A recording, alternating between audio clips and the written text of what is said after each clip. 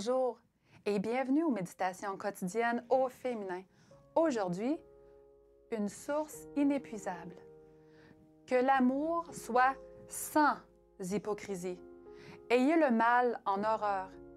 Attachez-vous fortement au bien. Romains 12, verset 9.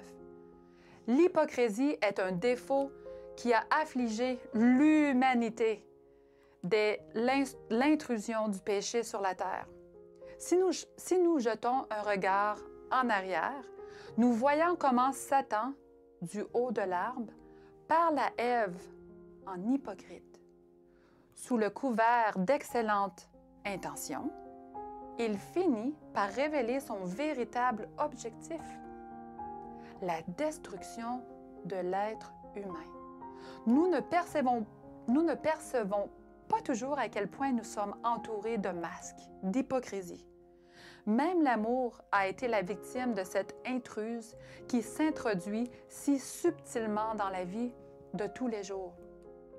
L'être humain, désorienté par l'hypocrisie, a faussement jugé de chaque chose. Nous appelons amour la domination d'une personne au point qu'elle cesse d'avoir sa propre volonté. C'est pas de l'amour. Il est bien souvent difficile d'identifier l'authenticité de l'amour. Nous vivons dans la crainte d'être trahis par quelqu'un en qui nous avons confiance. Bien des couples qui s'aiment, entre guillemets, en public, du jour au lendemain deviennent subitement des ennemis. Mais qu'est-ce que donc que l'amour? L'amour est le Christ. Cet être pur qui ne peut être contaminé car il cesserait d'être amour. S'efforcer d'aimer autrui en restant loin de Christ fait automatiquement de nous des hypocrites et nous classe dans le camp de l'ennemi de l'amour.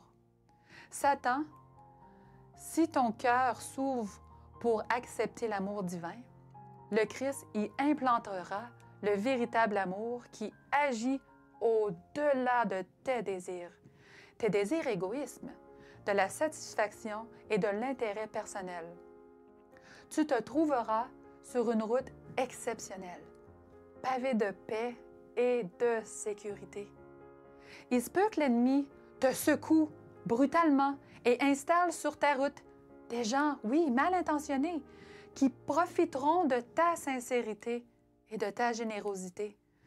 Mais si tu restes ferme dans ta décision de les aimer, malgré leurs mauvaises intentions, le résultat donnera un amour poli, encore plus brillant à l'amour que Dieu te porte. Ne laisse pas la journée prendre fin avant d'avoir prié le Seigneur qui chemine à ton côté.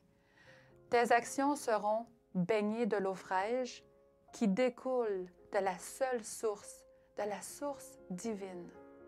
Là-dessus, mesdames, bonne journée dans le Seigneur et à demain.